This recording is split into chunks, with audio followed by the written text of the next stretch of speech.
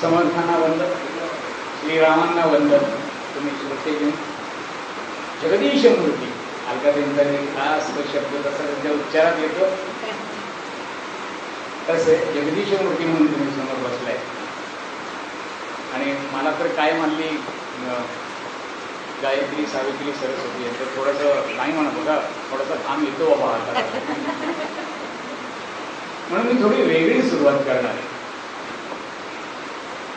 वामन पंडित फार मोठा कवी,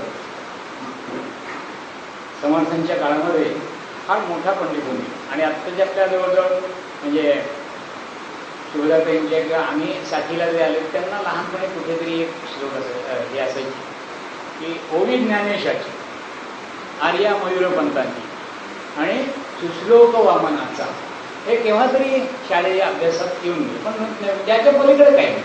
सुश्लोक वामनाचं म्हणजे काय माहीत नाही, वामन पंडित कोण ते नाही, काय झालं तेही माहीत. तो वामन पंडित सुश्लोक वामनाचा अतिशय सुंदर काव्य, रामायणावर लिहिलं, काव्य महाभारतावर लिहिलं, स्फुट वैचारिक काव्य लिहिलं, प्रासंगिक काव्य लिहिली आणि सगळ्या रचना अतिशय सुंदर, रसा तालबद्ध, गेयता असलेलं, अर्थ असलेलं, समृद्ध. पण कसं असतं, एखादी गोष्ट यशस्वी झाली की माणूस एक तर तीच रिपीट करत राहतो, बोलू काही असं तरी. आणि जर क्रिएटिव्हिटी नसेल तर ती कुठेतरी थांबल्यासारखं वाटतं. पण त्याला तर वाटत असतं ना मी काहीतरी करतोय, तसं थोडंसं वामन पंडितांचं काय झालं, आपण थोडासा गर्वाकडे झुकणारा असा तो कल. आणि तेव्हा सगळं काय त्यावेळची परिस्थिती कशी असते की आपल्याला वर्तमानपत्र मोबाईल वगैरे नव्हते. कुठून तरी कोणीतरी आलं की नवीन काही कुठे झालं असेल ते कळायचं. गावात एकदा कोणीतरी आलं असेल, समर्थांना सज्जनगणावर भेटून आलेला कोणीतरी माणूस असेल, भक्त असेल, साधक असेल, उपासक असेल, कोणीतरी आला असेल. तो आला, ते बोलता बोलता म्हणले अहो सज्जनगणावर एक साधू माणूस तुम्ही कविता कर. असं माझ्यासारखी असते का? तसं काही सांगता येणार नाही. त्याला रामाचा आशीर्वाद आहे, अतिशय साधू माणूस आहे, एवढं मी सांगू शकतो तुम्हाला. कविता कशी असते ती काय मला सांगता येणार. त्यामुळे त्यांना इकडे बोलवते. बघा, एकदा माणसाचा अहम जागा झाला की कसं असतं, त्यांना इकडे बोलवते. तसं काही सांगता येणार नाही. तो माणूस गडावरही नक्की असतो, राहतो, अशातला भाग नाही. तो डोंगरातून फिरत असतो, कधी इकडे कधी तिकडे. पण म्हणे रामाचा त्यांना आशीर्वाद, साधू माणूस आहे एवढं मी सांगतो. माझ्यावरती नाही, तुमच्यावरती आहे की नाही तुम्ही ठरवा. बरं, तुला एखादा श्लोक त्यांच्या माहिती आहे का? अहो मनाचे 205 श्लोक आहेत त्यांच्या, फार चांगले. त्यांच्या नावावर 205 श्लोक आहेत. रामाचा आशीर्वाद आहे त्यांना आणि फार चांगली रचना. तुला एखादं माहिती आहे का? एवढं मला सांगतोय, तुला माहिती आहे का?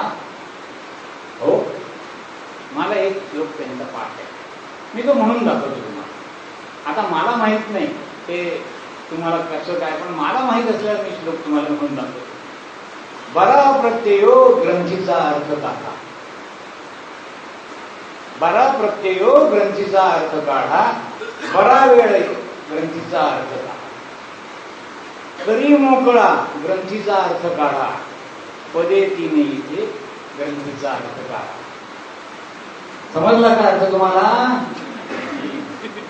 असं त्या सेवकांनी वामन पंडितांना विचारलं. आता मी तुम्हाला विचारतो. तर हे तरी थक्कच झाली वामन पंडित. काय रचना आहे, निम्मे ओळ सगळीकडे सारखी आणि फक्त पहिले काही शब्द बदलून एवढा मोठा अर्थ आहे, काहीतरी आहे, भेटायलाच पाहिजे. एखादा विषय घेऊया, चर्चेलाच बोलू, ते आपणच जाऊ, चांगला वाद घालू. मी पण माझं काव्य त्या विषयावर करीन, त्यांनीही करू द्या. मग ठरवते की आत्ताची चाटी कळसूनचा तेव्हाची कोणी चालवायची म्हणून ठरवूच निघाल. गावातून निघाल, सज्जनगडकडे जायला. वाटेत जंगल. आता तेव्हाच 300-350 वगैरे सातारा आणि दुसरा परेडचा डोंगर, मागचा डोंगर, सगळं सगळं चांगला घनदाट भरलेला. आत्ता कडे आपण काय म्हणतो गेला फ्लावर व्हॅलीसाठी आत्ताची नवीन कासपठार मागच्या बाजूने ते चालले कास पठारावर निघाले. मध्यवर्गी थोडंसं जंगल छान दिली आहे. ते पाऊल वाटून जाताना त्यांना 2 जण बोलताय असा आवाज होतो. 2 जण बोलताय. कुठून आवाज होते त्याने प्रयत्न केला, इकडे तिकडे पाहिजे, माणूस तो कोणी दिसत नाही. झाडावरून आवाज पाहिलं वर, झाडावरून आवाज. मग तुम्ही जरा कानोसा घेतला, नीट लक्ष दिलं, काय बोलतायत ते तरी पाहूया, काय ऐकू येत आहे आपल्याला ते तरी पाहूया. तर 2 जण बोलतायत आणि त्यातला एक जण म्हणतोय, अरे तू त्या फांदीवर बसू नकोस, ती फांदी सोड. तू त्या फांदीवर बसू नकोस, ती फांदी सोड, तू त्या फांदीवर जाऊन बस. का? झाड का तुझ्या बापाचं आहे? तसं नाही हो. काय माहितीये का, हा समोरून जो माणूस येतोय ना, त्याच्यासाठी ही फांदी उजळ आरक्षित. कोण आहेत ते? वामन पंडित आहे. वामन पंडित आहे. मग काय ते इकडे काय येऊन बसणार आहेत आपल्या इथे? त्याचं काय आहे, त्यांना झालाय गर्व थोडा. आपल्यासारखा कवी नाही, गर्व झालाय. अहो रामदासांना मानत नाही तो, गडावर त्यांच्याशी स्पर्धा करायला चाललाय. असं पण ठीक आहे, अरे लवकरच ते इथे येणार आहे, तेवढी फांदी सोड. हे बघ, ही जी फांदी आहे ती माझी फांदी आहे, माझ्यासाठी आरक्षित आहे. ती जी तू बसलायस ती फांदी त्यांच्यासाठी आरक्षित आहे, लवकरच ते तिथे येणार आहे. आणि जी पलीकडची फांदी आहे ती तुझ्यासाठी आहे, आरक्षणासाठी भांडू नाहीये, कोर्टात अजिबात जाऊ नये.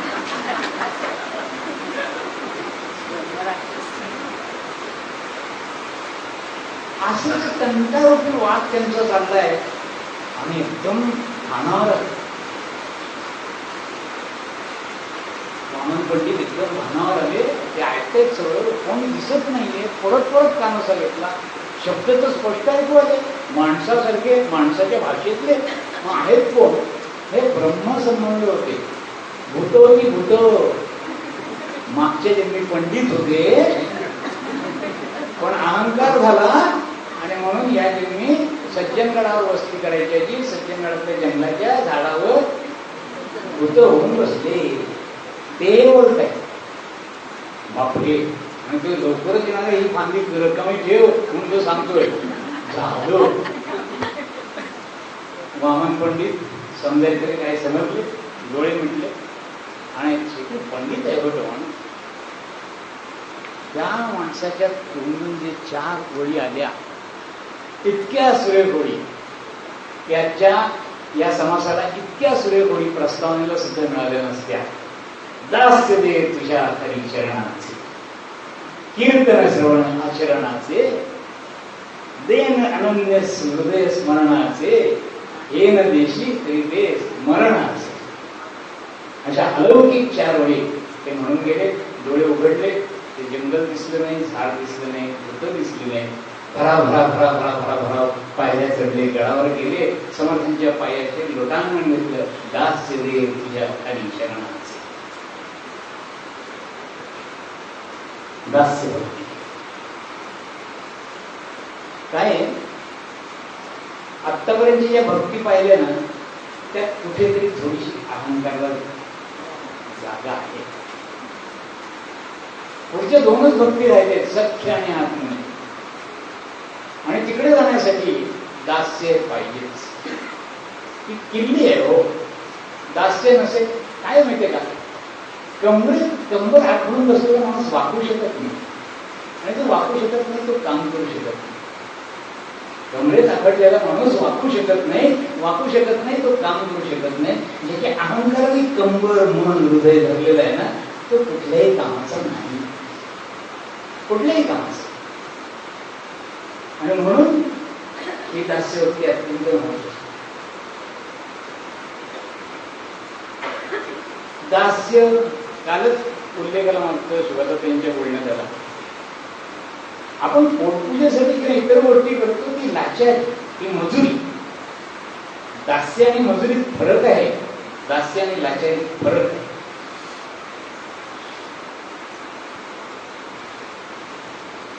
किती दास्य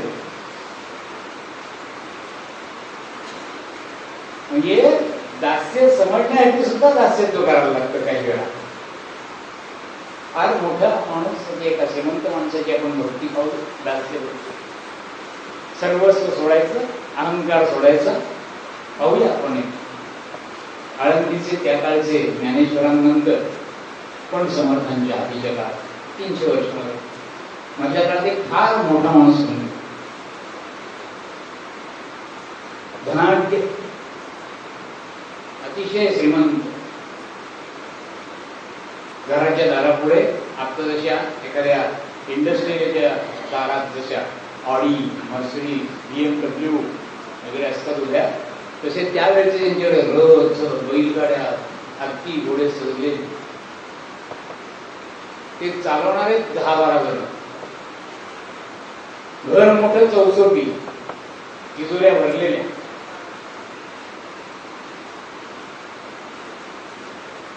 अंगावर सगळे दागिने, घरातला प्रत्येक माणूस मडवलेला. मोठी शेती, शेतावर मजूर लोक आहेत.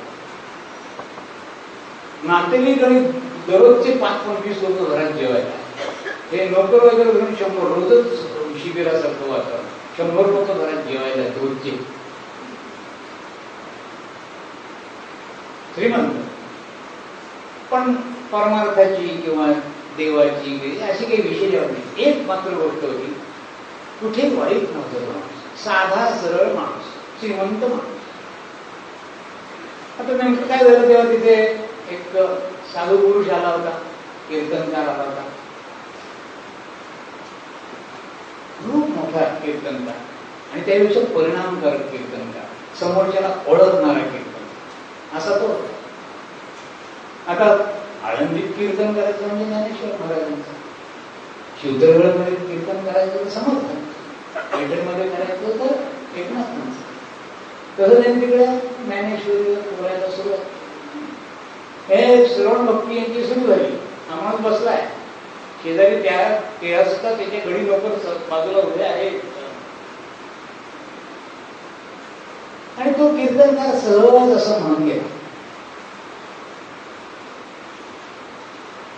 की एखादी तरी ओवी अनुभवावी. ज्ञानेश्वरीचं महत्व काय? एखादी तरी ओवी अनुभवावी.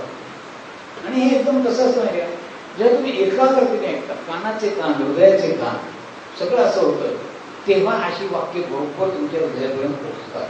कसे नानांचं साथ. हा तो धनाढ्य माणूस शांतपणे बसलेला, ते ऐकलं नाही, वाक्य हृदयापर्यंत पोहोचलं. हे हृदय म्हणजे ज्याला हार्टबीट्स वाढतात, अटॅक येतो, ते हृदय नव्हे बरं का. आपण अंतःकरण म्हणतो त्यातलं हृदय. करण म्हणजे इंजिन. ते अंतःकरणापर्यंत पोहोचलं ती एखादी तरी ओवी आहे. त्यामुळे आता हे कीर्तन झालं की या साधुभावांना भेटायचंच, कीर्तनकारांना भेटायचंच. काय ज्ञानेश्वरी हे समजून घेतच पाहिजे. झालं कीर्तन झालं, आरती बिरती सगळं झालं. हे गेले, नमस्कार. तुम्ही म्हणला मला ज्ञानेश्वरी शिकायची, तुम्ही शिकवाल का? त्यांनी त्या माणसाच्या चेहऱ्याकडे पाहिलं, हाव पाहिला, अर्थ त्यांनी बोलत होता एवढं कळत होतं कीर्तनला, हा अर्थ त्यांनी बोलतोय. शिकण्याची नक्की जाणती हौस आहे. पण ते म्हणले मी थोडंसं सांगेन, सगळं सांगेन अशातला भाग नाही, पण आधी मला सांगा ज्ञानेश्वरी शिकण्यापूर्वी तुम्ही नेमके कोण आहात हे मला सांगा, म्हणजे कशा प्रकारे तुमच्याशी मला काय करता येईल ते पाहिलं. नाव जोशी, नाना म्हणतात आळंदीतला धनाढ्य, इतके घोडे इतके वाडे, म्हणून मला ज्ञानेश्वरी शिकवणारच नाही का? हे आड येते, हो हे आड येते. नोकर वर्ग बरोबर होताच, ताबडतोब एका नोकराला घरी पाठवण्यात गेलं, गुरुजींना घेऊन ये, आपल्या घरच्या गुरुजींना घेऊन ये, परिपंचपत्र आणि पाणी घेऊन यायचं. आले काय नाना काय काम आहे? नाही, या कीर्तनकाराच्या समोर, या साधू माणसाच्या समोर जाहीररित्या मला माझ्या संपूर्ण संपत्तीवर, घरं दारं वाडे काय जे आहे ते सगळं त्यावर विधीपूर्वक पाणी सोडायचं आहे. सोडलं.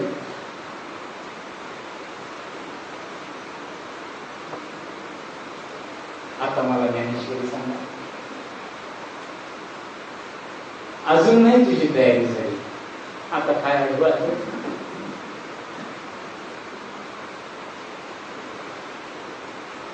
खुजेपणाने जगू शकत नाहीस, त्याहीपेक्षा मोठेपणाने जगण्याची तुला सवय झाली, प्रतिष्ठेने जिंकण्याची हौस आहे तुला, कधी कष्ट केलेले नाहीयेस. तुझं आंघोळीचं पाणी काढून द्यायला नोकर आहे, तुझं अंग रगडायला नोकर आहे. तिथे 4 दिवसांनी एक मोठं उत्सव होणार आहे, एक शिबिर होणार आहे, लाईट जाणार आहे,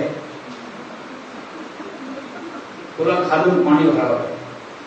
1000 माणसांच्या स्वयंपाकाचं, प्यायचं पाणी, भांडी घासण्याचं पाणी सगळं तुला भरायचं.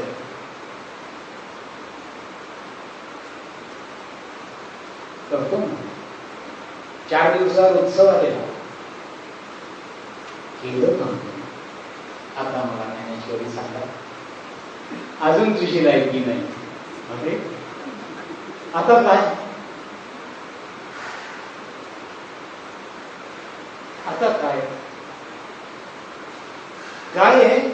जोपर्यंत आपण पूर्ण झुकत नाही, पूर्ण न्याय देऊ शकत नाही आपल्या भूमिकेला, तोपर्यंत ज्ञानेश्वरी ऐकण्याचा अधिकार येत नाही.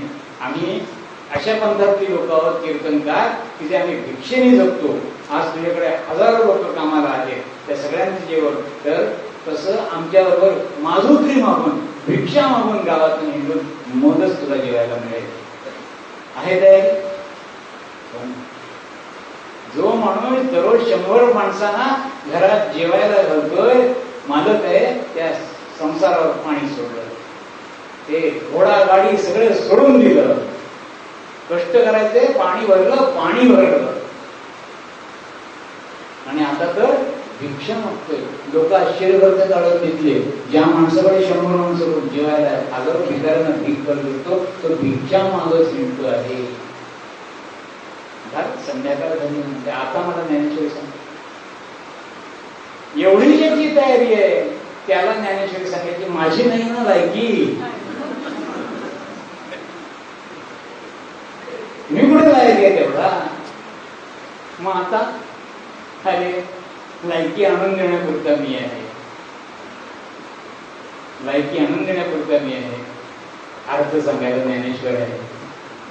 जा घे पुस्तक, जा समाधीच्या पुढे बस, अजून आवाज येतील, अजून आवाज येतील, घेऊन घे. ते नाना महाराज सांगते. वारकरी संप्रदायात प्रत्येक कोणी किती पुढे सटीक कितीही ज्ञानेश्वरी आलेली असू दे, मुख्य प्रत कशी, जशी आपण बेलसरे काकांची, बाबा बेलसरे यांचं दासबोध हा प्रमाणभूत धरतो, तसं मूळ संपादित नाना महाराज साखरे, नाना महाराज साखरेंची प्रत ही मूळ प्रत धरली जाते. अधिकृत अर्थ कुठला? अहो प्रत्यक्ष ज्ञानदेवाने सांगितलेला अर्थ आहे. आणि अशा व्रतस्थ माणसाने सर्व संग सोडून घेणाऱ्या दास्य भक्ती करणाऱ्या माणसाकडूनच असं काम होतं. म्हणून दास्य भक्ती सर्वात महत्वाची. अहंकार लय पूर्णच होतो. त्याचा थोडासा उल्लेख कालच्याच व्याख्यानात आलता त्यांच्या घरे, म्हणून ते पुन्हा रिपीट करत नाही. सदा देव काजी झिजे देहसा. झीज हा शब्द महत्वाचा. माझे काही ख्रिश्चन मित्र आहेत. मी सेंट्रल बँकेत असल्यामुळे पारशी आणि ख्रिश्चन माणसांमध्ये खूप हिंडलो. त्या ख्रिश्चन माणसांना मी म्हणायचो, अरे तुमच्या धर्माचा जर प्रसार करायचा आहे, धर्माचं नाही, तुम्हाला साधं तुमचं बोलायचं असेल तरी जीजस या शब्दाचा अर्थ लोकांसाठी झिजणारा असं सांगा ना तुम्ही. मी त्यांना मुद्दा देतो, जीजस. तो जीज हा शब्द मला भयंकर महत्वाचा वाटला इथे. सदा देव काही झिजे देवसा. आणि आपल्या सगळ्या परंपरांचे, समर्थांच्या किंवा नाथांच्या कुठल्याही याच्यात पहा, असे झीज घेऊन सोसून करणारीच माणसं त्या परंपरा पुढे टिकवत असतात. आता दोन भक्ती पुढे राहिले, देवासारखं होणं आणि प्रत्यक्ष देव होणं, सत्य होणं, आत्म. मग या माणसाचं, ज्यांनी हा आपला सगळा समाज ज्याचा आपण अभ्यास करतोय, या माणसाचं काय? वैराग्य कसं? समर्थांचं शुकास. ज्ञान कसं? वसिष्ठांचं. दया आणि प्रेम पाहिलं की श्रीरामाची आठवण. परिभ्रमण आणि वाङ्मय पाहिलं तर वाल्मिकींची आठवण होती. अनन्य भक्ती पाहिली तर समर्थांची आठवण. अनन्य न अन्य ही त्यांची सेवा. आणि मग दास्याचे आपल्याला एक एक हा समासातला एक एक वही घेण्यापूर्वी आपल्याला मूळ दास्य भक्तीची कल्पना आहे. परवा जाणपण निरूपण झालं ना परवा. तर जाणपण निरूपण आल्यानंतर आपल्याला लक्षात येतं की दास्य भक्ती सुवर्णाक्षर म्हणजे आपली माणसं कोण कोणी केली. आपल्याला हा मुद्दा नेमका परवा अलकाताईंच्या बोलण्यात आला की आपल्याकडे अनेक अनन्य सेवेने भक्ती करणारे आणि स्वतः भक्तिपद मिळवलेले सगळेजण हे स्वतःला दास म्हणण्यात अतिशय तयार आहे. तुलसी दास, राम दास. स्वतः ज्ञानेश्वर सुद्धा स्वतःचा उल्लेख निवृत्ती दास असंच करायचं. कबीर म्हणजे तो गुलाम हो, त्यांचे शब्दच आहे. देवापुढे म्हणून मैं तो गुलाम हो. दास हे दासाचे गुलाम. हे सर्व दास होते, पण ते प्रतिभावान होते, स्वतंत्र प्रज्ञेचे होते, ज्ञानी होते, कर्ते होते, उपासक होते. ज्ञानाचा महासागर आहे, ज्यांना आपण म्हणजे रामरक्षित जसं तो शब्द येऊन देतो की रामाचं वर्णन करताना येतं ना, करुणानिधी असं वाक्य आहे ना, तसं जागर आहे. सद्गुरूंचे, देवाचे हे सगळे अवतार असल्यासारखे आहेत. पण या सगळ्यांचं वेळेक्षेत्रक लक्षण काय? तर हे दास्य भक्तीतून मोठे झालेले, अत्यंत मोठे झाले हे दास्य भक्तीमुळे. निरपेक्ष भावनेने केलेलं काम म्हणजे दास. सगळ्या सेवा.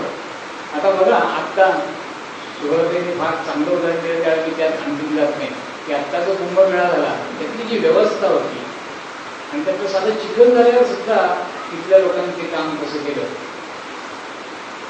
त्यांची ती जी भक्ती आहे ना ती स्वतःहून आलेली आहे. ते चतुर्थ श्रेणी कामगार आहेत आणि त्यांना पगार मिळणार म्हणून त्यांनी केलेलं नाही.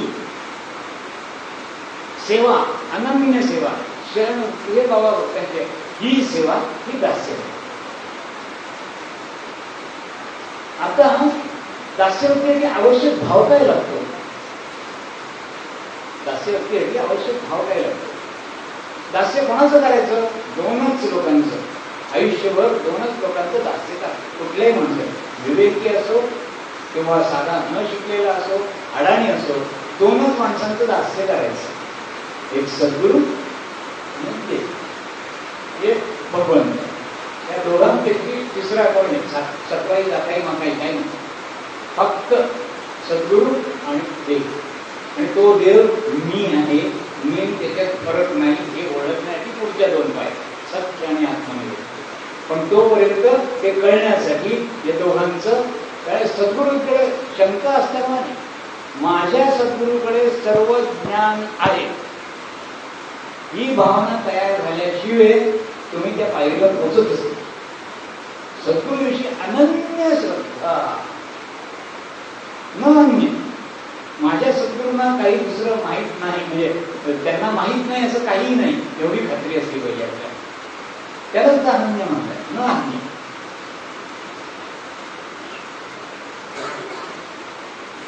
आता सद्गुरूकडे जाणारे आत्ताचे लोक आणि आपण आणि इतर याच्यात काय काय फरक पडतो? आपण सद्गुरूकडे सध्या बाजारात चाललंय काही ठिकाणी बाहेर, फार थोड्या ठिकाणी असं चाललंय की परंपरा राखून ठेवणं वगैरे चालतं, आणि तो बाकी तिकडे बाजार चालतो. ते काय असतं? तुमची मागणी सुद्धा काय असतात? मागणी मुक्ततेची नाही, मागणी ज्ञानाची नाही, मागणी तत्कालिक काहीतरी प्रश्न सोडवण्याची. काहीतरी नारळ ठेवला, नमस्कार केला, आमच्याकडे सद्गुरू आहे, सद्गुरूंकडे तुम्ही काय मागितलं त्यावरून कळतं हा भक्त कुठल्या पातळीचा आहे. आणि सद्गुरूने तुम्हाला काय दिलं? काय लक्षात घ्या, जोपर्यंत अर्थशास्त्राप्रमाणे जगामध्ये हा सिद्धांत आहे, जशी मागणी असते तशी पुरवठा होतो. बरं का? तुम्हाला खोटं फसवण्याची आश्वासन देणारा माणूस पाहिजे, तर खोटं आश्वासन देणारा सद्गुरू येतो. आणि एवढे वाडे आणि एवढ्या इस्टेट त्यांच्या कशा आल्या? तुमचं त्याचं तप पाहिलं नाही, परवा म्हणल्याप्रमाणे त्याचं शील पाहिलं नाही, आणि आपले तपशील म्हणून मिळून दिसले. कारण त्यांचं फावलं. 200 एकर जमीन झाली, 400 वाडे झाले, 10 ठिकाणी सेंटर्स झाली, थोडस काहीतरी युनिफॉर्म वगैरे दिले, झालं ते वातावरण तयार. पण तो सद्गुरू होता का? त्याचं ज्ञान तपासलं का? आणि मी आधी सद्भक्त आहे का? माझ्या सद्गुरूवर एवढी अनन्य श्रद्धा आहे की त्यांच्यामुळे माझ्या प्रत्येक प्रश्नाचं उत्तर असं होईल. आणि हे तपासून घ्यावं लागतं. बरं का? विवेकानंद कसे होते? रामकृष्णांना पहिल्यांदा, खरं तर ते कॉलेजमध्ये विवेकानंद होते, तेव्हा कविता शिकवणारा, बघा आपल्याकडे मगाशी शिवराज यांनी सांगितलं, ते मला तंतोतंत एवढ्यासाठी पडतं की त्यांची उदाहरण तिकडची लोक खरंच अभ्यास करून येतात, खूप अभ्यास करून येतात. तर एस्क्रेशन नावाची कविता शिकवत आहेत विवेकानंदांना. म्हणजे विवेकानंदांना म्हणून असं नाही, त्या कॉलेजमध्ये जे शिक्षक आहेत इंग्रजी शिकवणारे, पोएम चालले एस्कर्शन, आणि त्या एस्कर्शन कवितेमध्ये आलेले भाव पाहण्यासाठी त्यांनी एक वाक्य सहज म्हणले की ही कविता इथे समजण्याची अशा प्रकारचे भाव माणसामध्ये असू शकतात का? हे पाहायचं असेल तर दक्षिणेश्वरच्या मंदिरामध्ये अवलिया पुजारी बसतो, त्याच्याकडे जाऊन पहा, कदाचित तुम्हाला एस्कर्शन कविता तिथे कळेल. हे कुठेतरी विवेकानंदांच्या मनात कुठेतरी राहिलं, आणि नंतर गेले. आणि मग जी तपासणी आहे तो मुद्दा मागत चाललाय. सद्गुरूच्या ज्ञानाविषयी आधी सगळ्यांना शंका आहे. रामकृष्णांचं ते रूप त्यांनी पाहिलं असेल, कालीमातेच्या समोर बसलेले पाहिले असतील, त्यांचे हावभाव पाहिले असतील, बोलणं पाहिलं असेल. काल आपण एक रामकृष्णांचं उदाहरण पाहिलंच की विवेकानंद वैराग्य त्यांनी किती सोपं करून सांगितलं. ते आईचं उदाहरण आपण पाहिलं, ते लहान मुलगा रडतंय. तर सगळ्या पद्धतीने कुठल्याही प्रश्नाला या माणसाकडे उत्तर आहे हे खात्री झाल्यानंतरच अज्ञेयवादी असे विवेकानंद पूर्णतः शरणागत भाव केला.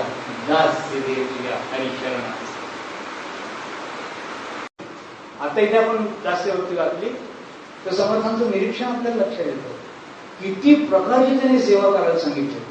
आणि बघा हो, आज इथे मामांचं कार्य आम्ही गेले 20 वर्ष मामा गेल्यानंतर चाललंय, पण त्याच्या आधीची इथे काही नव्हतं, जेव्हा काहीच येत नव्हतं तेव्हापासून शिखरवाडीचं एक नुसता आलेख मांडला तरी लक्षात येतं की दास्य भक्तीच्या सगळ्या पायऱ्या, या 40 पायऱ्या त्या नाहीयेत हो, की प्रत्येक मामांच्या दूरदर्शनाने आणि उपासकांनी चाललेल्या कष्टाच्या पायऱ्या आहेत. काय सांगतात ते आपल्याला या संपूर्ण समज? अहो दास्य भक्ती हा एवढं समजच नाही. दास्य भक्ती अशी त्यांची प्रकरण सापडतात स्फुटलेखन समर्थांची.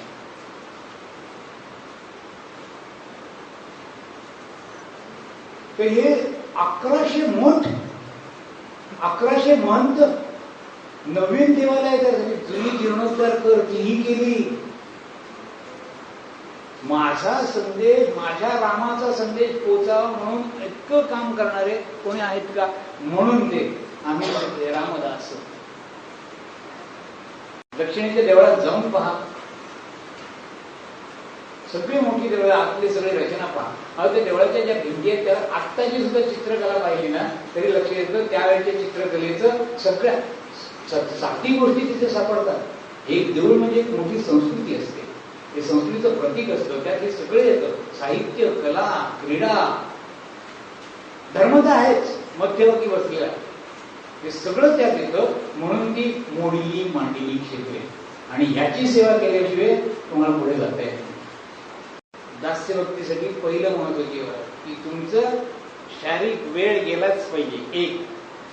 दुसरं अनन्य सद्गुरूशी अनन्य शरणता, त्याशिवाय नाहीच.